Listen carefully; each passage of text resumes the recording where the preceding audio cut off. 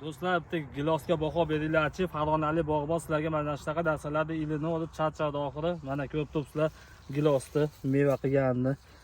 Bir xilda tanani o'zida meva qilyapti. YouTube kanalida Farg'onalik bog'bonni kuzatib boruvchilar, mana giloslar mevasi. Kim buni hosilni ko'rmoqchi bo'lsa, kelinglar, hosilni ko'rib, xudo xolasa kuzga ko'chatlarni ko'paytirib qo'yganmiz. Ko'chatlarni kunda tashlab o'tyapmiz.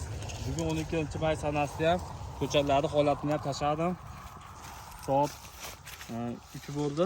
Uchlardan ana syonkaga kelib, syonkalarni qilyapmiz. O'sha giloslarni holatini ko'rib turibsizlar. Har bitta shaqida do'stlar, unaqa mayda anaqa giloslar 26-28 kalibr o'lchaganda olib kelib, kalibrni o'lchab ko'rsataman, xudo xolasi sizlarga.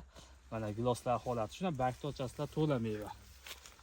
Meva bo'lganda ham sifatli, eksport bor, qo'shalaqsiz, dona meva. Mana do'stlar, birorta qo'shalag'i yo'q mana.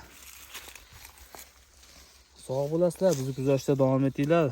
Videoni tanishlarga yuborib qo'yinglar. Giloslar boqmoqchi bo'lganlar Farg'onalik bog'bonga murojaat qila olasizlar. 88 957 27 nomidan xuddi shu holatda bog'larni yoqib beramiz. Ekib berish, adresga hammasi yetkazib berish xizmatlari bor. Sog' bo'lasizlar, bitta like bosib qo'yinglar.